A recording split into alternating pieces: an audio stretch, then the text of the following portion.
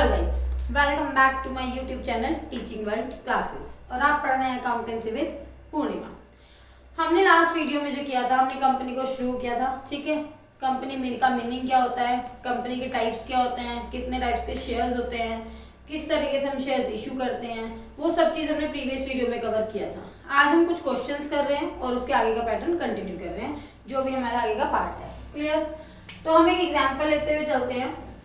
ठीक है, कल हमने जो किया था, हमने इशू किया था लमसम और इंस्टॉलमेंट। लमसम में क्या होता है, एक साथ जब हमारे पास पेमेंट आ जाता है, और इंस्टॉलमेंट क्या होता है, जब हमारे पास किस्तों में, यानी कि कुछ अमाउंट गैप पर हमारे पास जो होता है वो आता है। क्लियर? ठीक है, किस्तों में। तो हम दोनों का ही एग्जाम्पल करेंगे आज, लमसम का भी और इंस्टॉलमेंट का भी। आप एग्जाम्पल के थ्रू एंट्रीज समझ सकते हैं किस तरीके से हम अमाउंट पोस्ट करते हैं एंट्रीज में। उसके बाद इसके आगे का पैटर्न कंटिन्यू करेंगे हम। एग्जाम्पल लेते हैं, कंपनी है, सपोज कीजिए A limited, issued 2,50,000 shares at the rate ₹10 each. 10 रुपए का एक शेयर इशू कर रहे हैं। ठीक है, जो शेयर होल्डर है, शेयर होल्डर्स पे लमसम पेमेंट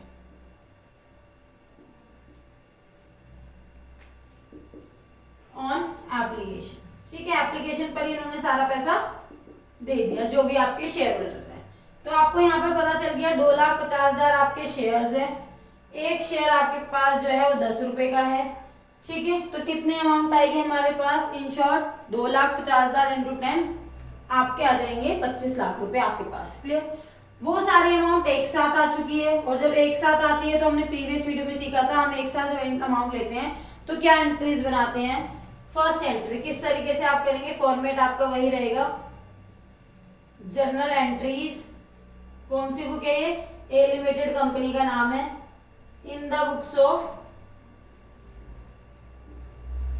ए लिमिटेड, आपको जर्नल का फॉर्मेट पता ही है अच्छे से। ठीक है, डेट, पर्टिकुलर, एलएफ, अमाउंट, ये आपका फॉर्मेट होता है जर्नल का। ठीक है, कंपनी की जर्नल एंट्री बना रहे हैं हम। पर्टिकुलर, एलएफ, लेजर फोलियो जो होता है ये हमारा, दिस इज डेबिट और this is credit. First entry बनेगी हमारी बैंक अकाउंट डेबिट। हमने ये सब एंट्रीज वगैरह प्रीवियस वीडियो में कवर की थी। अगर आपने प्रीवियस वीडियो को वॉच नहीं किया है तो पहले आप चैनल पर जाकर प्रीवियस वीडियो चेक कर सकते हैं। ठीक है, और मैं कंपनी की वीडियोस जितने भी होंगे, जितने पार्ट्स होंगे, उनको एक प्लेलिस्ट में कवर कर दूंगी, तो आप प्लेलिस्ट को भी चेक कर सकते हैं। जितने भी आपके पार्ट्स बने, आप लाइन वाइज, सीरीज वाइज देख सकते हैं, पार्ट 1, पार्ट 2, पार्ट 3। तो उसके थ्रू आपको पूरी कंपनी अच्छे से समझ आएगी और उससे आप 15 मार्क्स अपने गेन कर सकते हैं। क्लियर? तो यहाँ पर एंट्री बनेगी bank account debit to share application and allotment account. ठीक है, अमाउंट किस तरीके से लिखते हैं आप, 2,50,000 शेयर्स हैं, सारे पैसे एक साथ आ गए हैं 10 रुपए, तो that is 25 lakh. 25 lakh rupees आ गए आपके पास। नरेशन बनाना कंपलसरी है। बीइंग या फोर से आप शुरू करेंगे, जैसे भी आप करते हैं, बीइंग से करते हैं तो बीइंग से, फोर से भी कर सकते हैं। Being application money received, being application money received. Clear? Next entry, share application and allotment account debit to share capital. ये पैसे जो है वो कैपिटल के हैं, तो आपने कैपिटल में ट्रांसफर कर दिए हैं। That is 25 lakh and 25 lakh. Being narration बनाएंगे, being application money transfer to capital account. ठीक है, ये आपका एक क्वेश्चन है। इस तरीके से लमसम की पेमेंट होती है, तो दो आप कर सकते हैं, दो एंट्रीज। क्लियर? ये आपकी नरेशन बन चुकी है।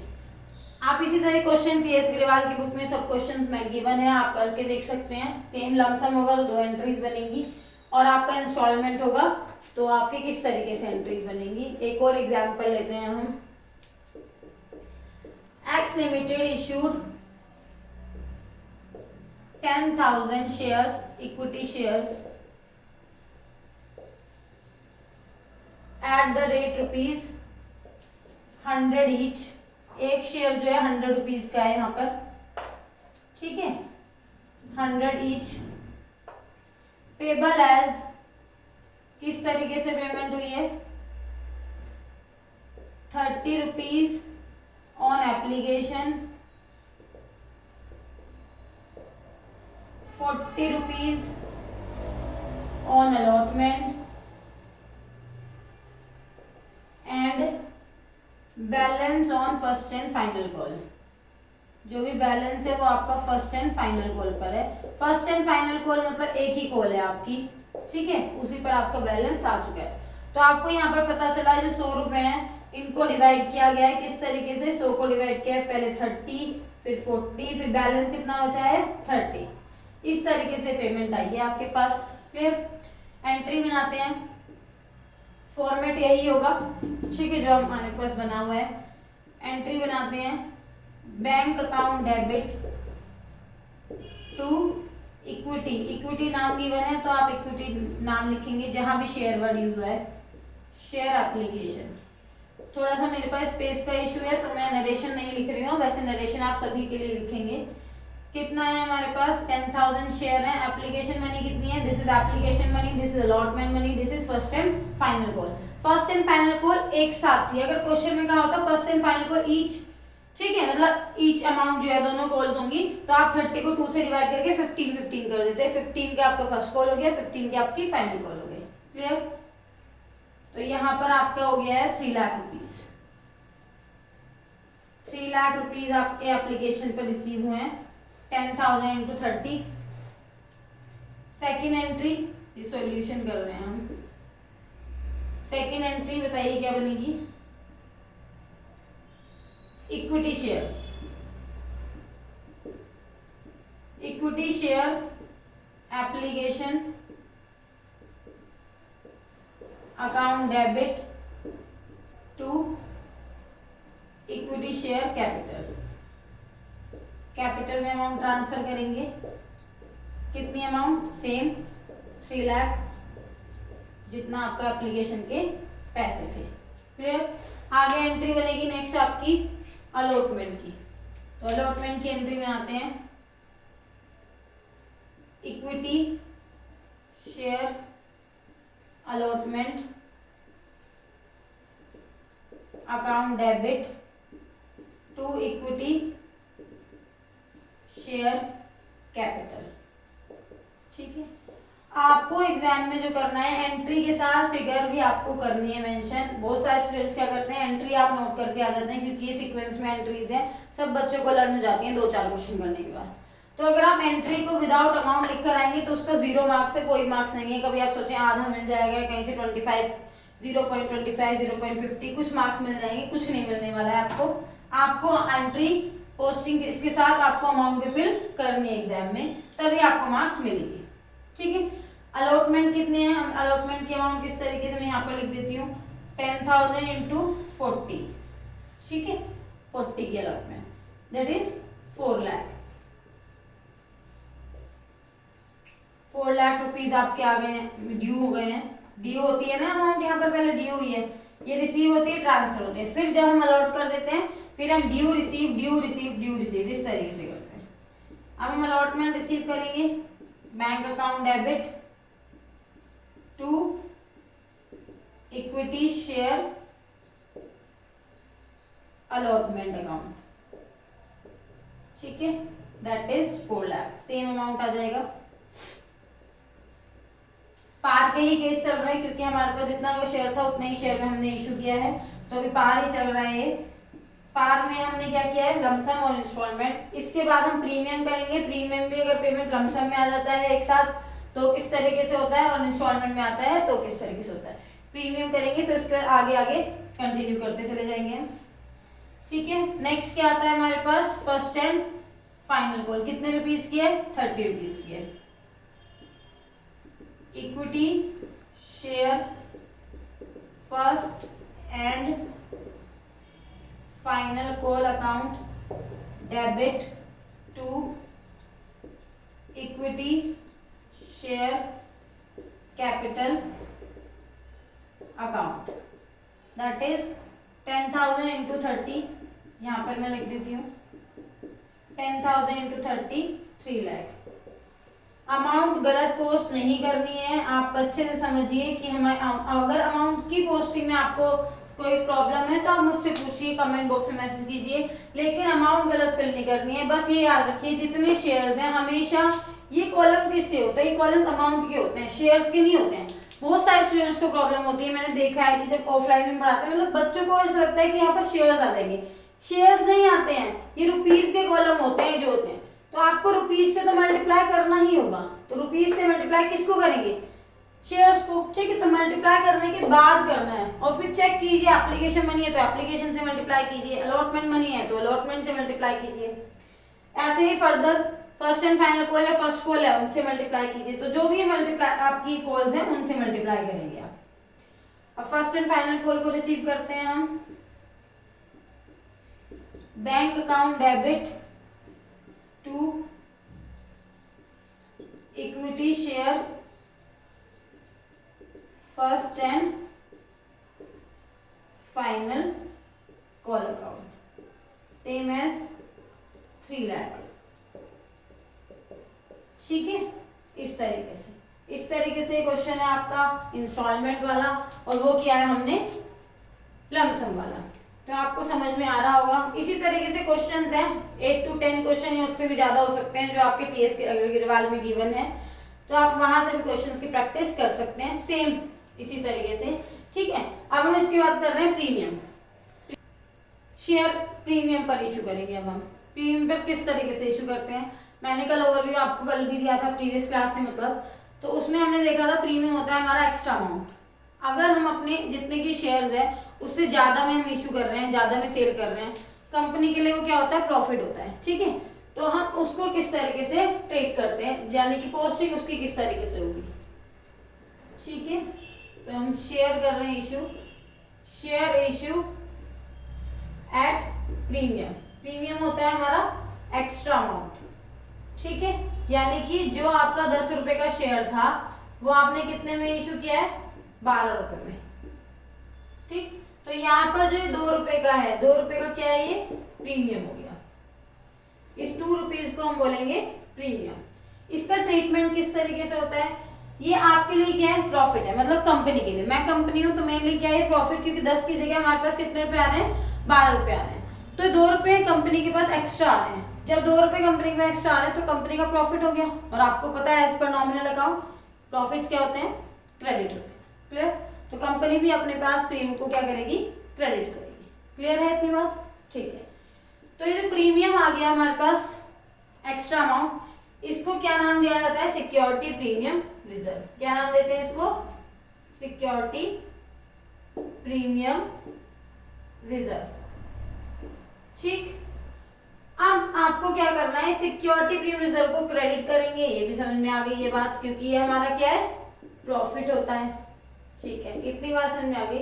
क्वेश्चन में मेंशन होगा आपने जो शेयर था 10 रुपए की जगह कितने का किया, 12 रुपए का इशू किया है। तो वो जो 2 रुपए रिसीव किए हैं लमसम पेमेंट है, तो आपको पता है लमसम में तो एक साथ ही आता है, यानी कि एप्लीकेशन पर ही, ठीक है। तो स्टार्टिंग की 2 एंट्री में ही सिक्योरिटी रिजर्व क्रेडिट हो जाएगा, ठीक। अब क्या होता है अगर इंस्टॉलमेंट है, इंस्टॉलमेंट में क्वेश्चन में गिवन होगा कि प्रीमियम आपके अलॉटमेंट के साथ है या फिर एप्लीकेशन के साथ है या फिर फर्स्ट कॉल के साथ है, जिसके साथ भी है वो गिवन होगा क्वेश्चन। इन केस अगर गिवन नहीं है तो आप क्या करेंगे, आप अलॉटमेंट पर ही उसको एज्यूम कर लेंगे कि प्रीमियम किस पर रिसीव हुआ है, अलॉटमेंट पर रिसीव हुआ है, ठीक है। तो आप अलॉटमेंट वाली एंट्री में क्रेडिट करेंगे सिक्योरिटी प्रीमियम रिजर्व को।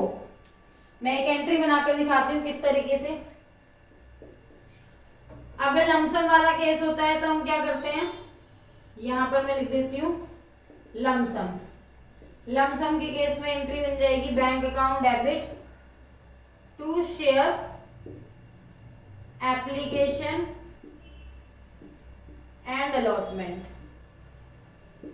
अकाउंट, ठीक है, अमाउंट आ गई यहाँ पर। सेकेंड एंट्री इसकी क्या बनेगी, शेयर एप्लीकेशन। कभी भी बैंक वाली एंट्री में आप क्रेडिट नहीं करते हो। आप ये मत सोचिए कि मैम ने कहा है कि सिक्योरिटी प्रिमिनल क्रेडिट करेंगे, तो बैंक वाली एंट्री में नहीं करेंगे। हम करते हैं कैपिटल वाली एंट्री, जो हम ड्यू कर रहे हैं, मतलब ट्रांसफर कर रहे हैं। इतना पैसा सिक्योरिटी प्रिमिनल का है जो 2 रुपए एक्स्ट्रा के हैं, और जो 10 रुपीज है वो कैपिटल के पैसे हैं। क्लियर? तो इसलिए हम कहीं भी बैंक वाली एंट्री में तो पैसे रिसीव कर रहे हैं। Share application and allotment account debit to share capital to security premium reserve. Security premium reserve की अमाउंट सिक्योरिटी प्रीमियम में चली जाएगी, मतलब जो प्रीमियम की अमाउंट है। और जो कैपिटल के पैसे हैं कितने हैं, 10 रुपीज, वो कैपिटल में ट्रांसफर हो जाएंगे, और वो टोटल अमाउंट जो है वो अलॉटमेंट में। इट मीन्स अगर मैं आपको एग्जाम मतलब इसकी फिगर्स बताती हूँ, शेयर हम ले लेते हैं, सपोज कीजिए 10,000 शेयर्स हैं। कितने रुपीज का है, 10 रुपीज का, लेकिन इशू कितने का किया हमने, 12 रुपीज का। तो 2 रुपीज क्या हो गया हमारा, प्रीमियम हो गया। तो यहाँ पर अमाउंट लमसम आ रही है, कितने आएगी, 10,000 इंटू कितने रुपीज आने वाले हैं, सभी को पता चल गया 12 रुपीज आने वाले हैं हमारे पास। तो कितना हो गया, 1,20,000 मल्टीप्लाई करके, ठीक है। एप्लीकेशन अलॉटमेंट में सेम अमाउंट ट्रांसफर होती है, तो यहाँ पर भी 1,20,000 होंगे। लेकिन अब ये इन दोनों में कैसे ट्रांसफर करेंगे, सिंपल है। 10,000 इंटू 10 का था एक शेयर, 10,000 इंटू 2 का था एक प्रीमियम, तो यहाँ पर हो गए 1 लाख और यहाँ पर हो गए 20,000 अमाउंट ट्रांसफर। प्रीमियम की जो अमाउंट है शेयर से मल्टीप्लाई करने के बाद प्रीमियम रिजर्व में ट्रांसफर हो जाएगी, सिक्योरिटी रिजर्व में, और जो कैपिटल यानी कि जितने का शेयर है वो शेयर कैपिटल में ट्रांसफर हो जाएगा, और टोटल आपका एप्लीकेशन अलॉटमेंट है। This is the lump sum case, ठीक है। लमसम के केस में सिक्योरिटी प्रीमियम रिजर्व इस तरीके से आप शो करेंगे। अब इन केस अगर इंस्टॉलमेंट वाला केस होता है, आपको पता चल गया प्रीमियम रिजर्व कौन सी एंट्री में होता है, किसके साथ आता है, कैपिटल के साथ आता है, बैंक के साथ नहीं आता। क्यों, इसका लॉजिक भी समझ में आ गया। जो आपकी प्रीमियम की अमाउंट है वो प्रीमियम में चली जाती है, और जो शेयर की अमाउंट है शेयर की वो कैपिटल में चली जाती है, ठीक है। अब इसको हम देखते हैं एक एग्जांपल लेके इंस्टॉलमेंट वाले केस में। Y limited issued 25,000 shares at the rate rupees 100 each at a premium of 20% payable as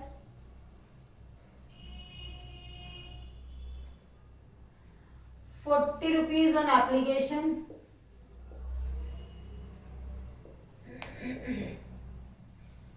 30 rupees on allotment and balance on final call, ठीक है। ये आपका एक क्वेश्चन हो गया। यहाँ पर हमें पता चल गया जो इम्पोर्टेंट चीज है, 25,000 शेयर्स हैं, 10 रुपए का एक है, 20% जो है प्रीमियम है, 40 रुपए की एप्लीकेशन, 30 रुपए की अलॉटमेंट और बैलेंस फाइनल कॉल। अब आप यहाँ पर उस क्वेश्चन को देखिए और समझिए। हमारे पास पहले माइंड में एक मैप बना लीजिए, 100 का शेयर था और 20% जो ये अप्लाई होता है, ये किस अमाउंट पर होता है, इस पर अप्लाई होता है, ठीक है। क्योंकि जब भी ये 20%, 25%, इसमें भी बच्चे कंफ्यूज होते हैं। जहां जहां आपको कंफ्यूजन होती है उसको मैं क्लियरली बता रही हूँ, कंफ्यूज होने का कोई ऑप्शन ही नहीं है। आपको 20%, 25%, 10% जो भी प्रीमियम बताया है वो प्रीमियम की अमाउंट वो प्रीमियम कैलकुलेट होता है, जितने का वो शेयर है उस अमाउंट पर आप प्रीमियम कैलकुलेट करते हैं। सिंपल, यहाँ पर आपको पता चल गया 100 रुपीज का कितना परसेंट प्रीमियम है, 20%, तो कितना हो गया, 20 डायरेक्ट लिख दिया मैंने। कितने का हो गया एक शेयर, 120 का। इन्होंने कहा 40 एप्लीकेशन पर ले लीजिए, 30 अलॉटमेंट पर ले लीजिए, बैलेंस कितना बचेगा, 50 रुपीज, ठीक है। तो आपके इस तरीके से कॉल हो गई हैं, एंट्रीज बनेंगी सेम जैसे भी पहले क्वेश्चन किया था, बट यहाँ पर क्या है, प्रीमियम होगा। अब मैंने इस क्वेश्चन में ये नहीं बताया कि प्रीमियम किस एंट्री पर है, मतलब एप्लीकेशन पर है, अलॉटमेंट पर है, फाइनल कॉल पर है। जब कुछ नहीं होता तो किस पर होता है प्रीमियम, इस पर, किस पर, इस वाले पर।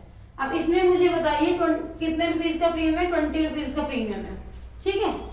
20 का प्रीमियम है तो अलॉटमेंट कितने की रही होगी, 10 की, और 20 का क्या हो गया, premium. This is premium amount और दिस इज अलॉटमेंट, ठीक है, ये प्रीमियम की अमाउंट है। आप इसको अलग अलग करके लिखेंगे क्योंकि ये अमाउंट तो कैपिटल में ट्रांसफर हो जाएगी और ये सिक्योरिटी प्रीमियम रिजर्व में ट्रांसफर हो जाएगी। फिर से समझ लीजिए, यहाँ पर 40, 30, 50 था। 30 में जब क्वेश्चन में कुछ नहीं कहा तो अलॉटमेंट पर प्रीमियम होता है। हमें पता है 30 में ऑलरेडी 20 रुपीज इंक्लूड है क्योंकि ये 120 की बात हो रही थी। 30 में 20 इंक्लूड है प्रीमियम के अमाउंट, तो 10 रुपीज का हमारा अलॉटमेंट रहा होगा। क्लियर हो गई बात, ठीक है। आगे हम एंट्रीज करते हुए चलते हैं। Solution, first entry, bank account debit to share application account, ठीक है। कितने शेयर होंगे, 25,000 इंटू 40 है ना ये, ठीक है। तो यहाँ पर आ जाती है शायद 10 लाख सॉरी, 24 4 100 होता है ना, ठीक है, 10 lakh.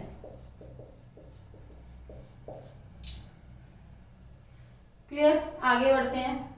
Second entry, share application, सभी को लाना हो चुकी होंगी एंट्रीज।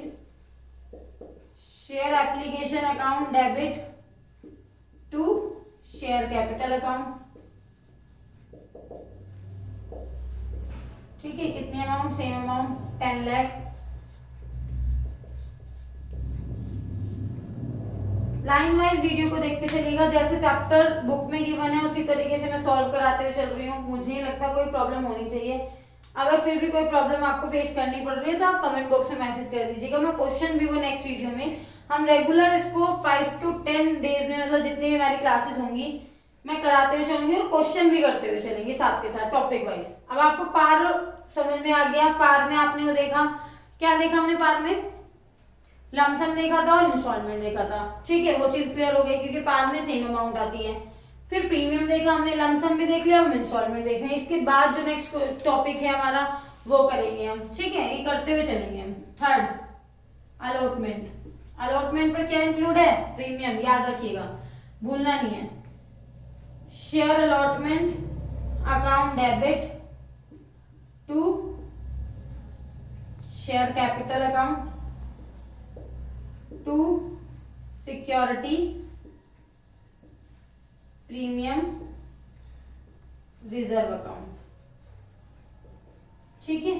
अब यहां पर देखते हैं किस तरीके से अमाउंट आएगी। 25,000 इंटू 30, क्योंकि 30 का था एक शेयर अलॉटमेंट जो था।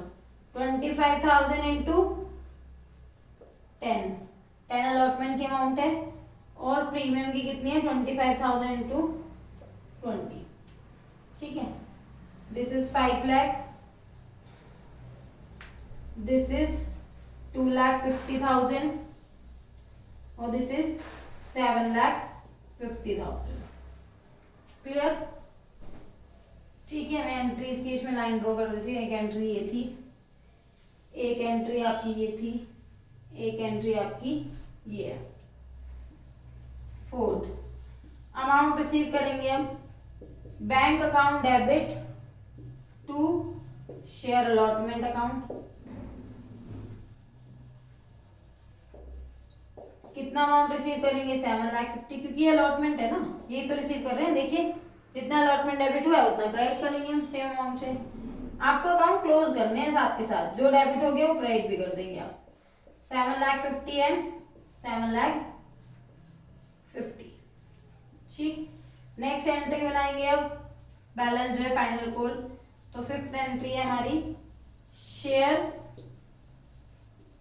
Final call account debit to share capital account.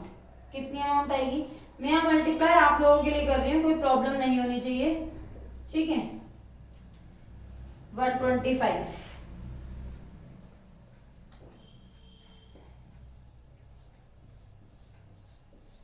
12,50,000, ठीक है। 50 के थे ना बैलेंस, फाइनल कॉल जो है, इसको रिसीव करेंगे। Bank account debit to share final call account 12,50,000 12,50,000। इस तरीके से क्वेश्चन हुआ है, प्रीमियम के साथ है। तो यहाँ पर अब प्रीमियम माइंड में अगर आ रहा हो प्रीमियम यहाँ पर होता तो ठीक है, हम प्रीमियम के साथ इंक्लूड करके लिखते हैं। यहाँ पर 2 सिक्योरिटी प्रीमियम रिजर्व आ जाता इस शेयर कैपिटल के साथ ही। अगर यहाँ पर होता तो इसी एंट्री में आ जाता तो सिक्योरिटी प्रीमियम रिजर्व, जिसमें भी होगा सिक्योरिटी प्रीमियम रिजर्व आप उसमें दिखा देंगे, ठीक है।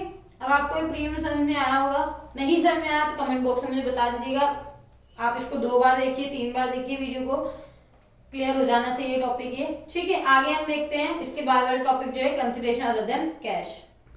चलिए अब हम नेक्स्ट टॉपिक कर रहे हैं share issue consideration other than cash, ठीक है। जो हम शेयर इशू करेंगे अब हमें उसके कंसिडरेशन में कैश नहीं मिलेगा, कैश के अलावा कुछ और चीज मिलेगी, या तो वो एसेट हो सकता है या किसी का बिजनेस हो सकता है, ठीक है। मैं कंपनी हूँ, मैं कहीं से अगर एसेट परचेज करती हूँ कोई भी, तो मैं उनको कैश नहीं दे रही हूँ, मैं क्या दे रही हूँ उनको, अपनी कंपनी के शेयर्स दे रही हूँ। यानी कि मैं आप लोगों से अगर एसेट परचेज करी तो मैंने कैश की जगह आपको अपनी कंपनी के शेयर्स दिए, तो आप मेरी कंपनी के शेयर होल्डर बन गए, क्लियर। तो यहाँ पर हम पढ़ रहे हैं consideration other than cash, other than cash, ठीक है। कैश कंसिडरेशन का मतलब होता है प्रतिफल। क्या होता है कंसिडरेशन, कंसिडरेशन का मतलब क्या होता है प्रतिफल, ठीक है। आप कोई चीज परचेज करते हैं, हम मार्केट में जाते हैं तो हम क्या करते हैं, सामान खरीदते हैं और सामान के बदले में उनको कुछ अमाउंट दे देते हैं, ठीक है। That is called consideration. आपको कितना कंसिडरेशन मिला, ठीक है। तो यहाँ पर भी क्या हो गया consideration other than cash, cash के अलावा। अब हमें कैश नहीं मिलेगा, कैश के अलावा कुछ और चीज मिलेगी, एसेट या बिजनेस। तो यहाँ पर क्या होता है पढ़िए। फर्स्ट, अगर आप एसेट परचेज कर रहे हैं, व्हेन एसेट परचेज, ठीक है।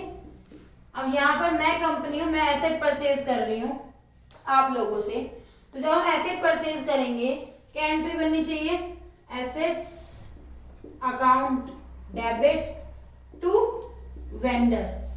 यहाँ पर मैं आपको सेलर नहीं बोलेंगे, यहाँ पर हम बोलेंगे वेंडर जो सेल कर रहा है, ठीक है। कितने की खरीदी है एसेट, वो अमाउंट। नेक्स्ट सेकंड, या तो आप एसेट परचेज कर रहे हैं या बिजनेस। अगर आप बिजनेस परचेज कर रहे हैं, व्हेन बिजनेस परचेज, जब आप बिजनेस परचेज कर रहे होंगे। अब अगर मैं आपका बिजनेस परचेज कर लेती हूँ तो आपकी जो बिजनेस की पूरी एसेट्स हैं, लायबिलिटीज हैं, सब कुछ टेक ओवर कर लूंगी, वो सब मेरी कंपनीज के हो जाएंगे।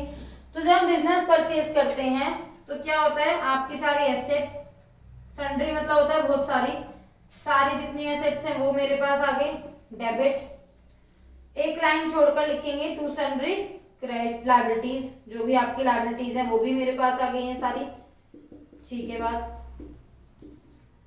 टू वेंडर, बिजनेस खरीदा है, कुछ तो अमाउंट दी होगी ना, ऑब्वियसली बात है 10 लाख 20 लाख 50 लाख जितने का बिजनेस खरीदा गया है। बिजनेस के साथ साथ एसेट लायबिलिटीज भी हमारी हो जाती हैं।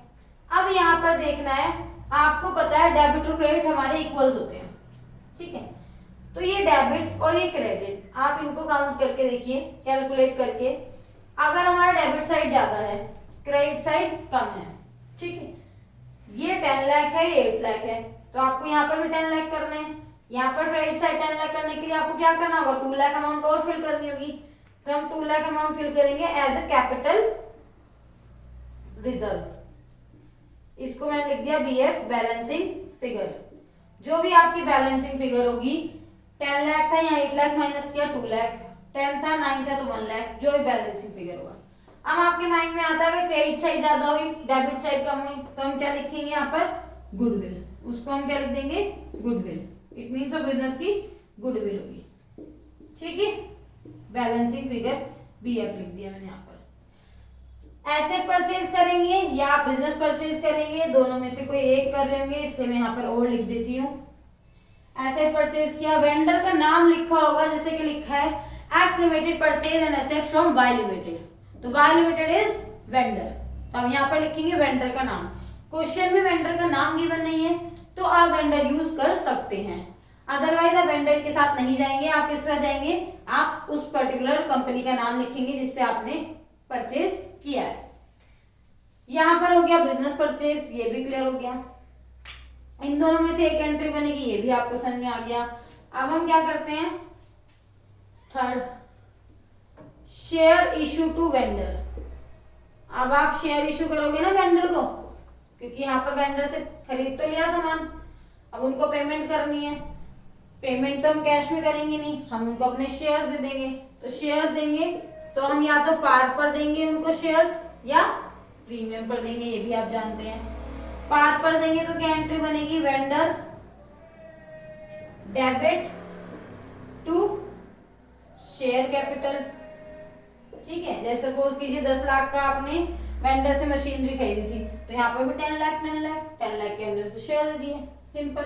अब आपके माइंड में अगर ये आ रहा हो कि यहाँ पर भी हम जब हम कोई एसेट वगैरह बिजनेस परचेज करते हैं तो application, allotment, first call, final call ऐसा कुछ करते हैं, तो ऐसा कुछ नहीं है, सिंपली हम शेयर इशू कर देते हैं डायरेक्ट 10 लाख रुपीज के 10 लाख, क्योंकि यहाँ पर हमारे पे पैसे नहीं आ रहे ना, हमने एसेट खरीद ली थी, और एसेट खरीद ली थी तो हमने भी 10 लाख के शेयर उन्हें दे दिए, ठीक है। या होगा प्रीमियम, एट प्रीमियम, और अगर आपके पास प्रीमियम है तो प्रीमियम की एंट्री बनेगी, आप सभी जानते हैं, vendor debit to share capital, और प्रीमियम को क्या लिखते हैं हम, वेरी गुड, क्या लिखते हैं, सिक्योरिटी प्रीमियम रिजर्व, ठीक है।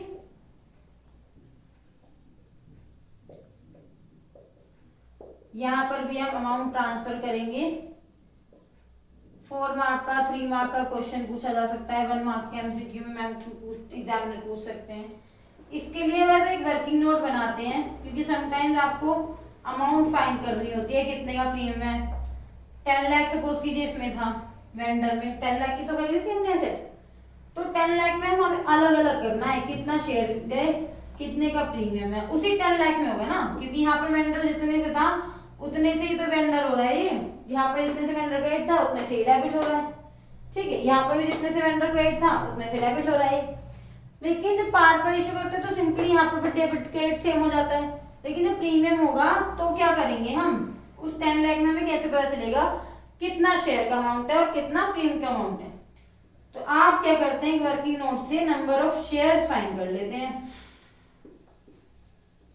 और जब नंबर ऑफ शेयर आ जाते हैं तो सिक्योरिटी में 2 रुपए का है, 2 रुपीज का या 20 रुपीज का जो भी है, तो आप उसमें ट्रांसफर कर देंगे, और कैपिटल 10 का है, 100 का है, तो आप उससे ट्रांसफर कर देंगे।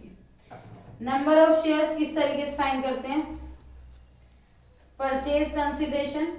परचेज कंसिडरेशन मतलब जितने का आपने सामान खरीदा है, एसेट खरीदी है, जो वेंडर में अमाउंट थी, ठीक है। यहाँ पर परचेज कंसिडरेशन पीसी वाली अमाउंट आती है, divide by issue price. 10 rupees का किया है आपने शेयर इशू, 12 रुपीज का किया है शेयर इशू, तो इशू प्राइस। इशू प्राइस मतलब सिक्योरिटी प्रीमियम के साथ, पार है तो पार के साथ ही, मतलब हम इसको 10 से डिवाइड कर देंगे, प्रीमियम है तो 12 से डिवाइड कर देंगे परचेज कंसिडरेशन को। फिर आपकी जो अमाउंट आएगी वो नंबर ऑफ शेयर्स आ जाएंगे, नंबर ऑफ शेयर्स को मल्टीप्लाई कर देंगे, यहाँ पर जो भी आपके नंबर ऑफ शेयर्स आए हैं multiply amount of share, 10 rupees है, 100 रुपीज है, ठीक है। यहाँ पर भी आप ऐसे ही करेंगे, नंबर ऑफ शेयर्स जो भी आपके मल्टीप्लाई में प्रीमियम अमाउंट, जितने भी अमाउंट रुपीज की है वो, क्लियर। और इन दोनों का टोटल 10 लाख ही होगा। इस तरीके से होता है आपका कंसिडरेशन अदर देन कैश। हम शेयर इशू कर रहे हैं किस लिए, कंसिडरेशन अदर देन कैश के लिए, ठीक है। यहाँ तक आप रिवाइज कीजिएगा, इसको नोट कीजिएगा। इसके क्वेश्चन हम नेक्स्ट वीडियो में करेंगे, क्योंकि तभी तो आपको इंटरेस्ट होगा ना। कल जब हम क्वेश्चन करेंगे नेक्स्ट वीडियो में, तो आपको पता होना चाहिए कि हमें कौन कौन सी एंट्रीज कैसे करनी है। तो प्रीवियस वीडियो को अच्छे से देखिए, जिसमें हमने सब चीज सीखी है। मीनिंग है, टाइप्स ऑफ कंपनीज है, शेयर्स इशू है, ठीक है, टाइप्स ऑफ शेयर्स हैं। फिर आज वाली वीडियोस देखिए, इसके एग्जांपल्स क्वेश्चन कीजिए। जो भी टीएस ग्रेवाल या आपके पास जो भी बुक है, ठीक है, उनमें से आप क्वेश्चन कर सकते हैं। क्वेश्चन करने के अगर आपको कोई डाउट है तो आप पूछ सकते हैं मुझसे, कमेंट बॉक्स में मैसेज कर सकते हैं। आगे इसके क्वेश्चन नेक्स्ट वीडियो में करेंगे। अगर आपको वीडियो अच्छी लगी हो तो लाइक कीजिए, शेयर कीजिए, सब्सक्राइब कीजिए। Thank you.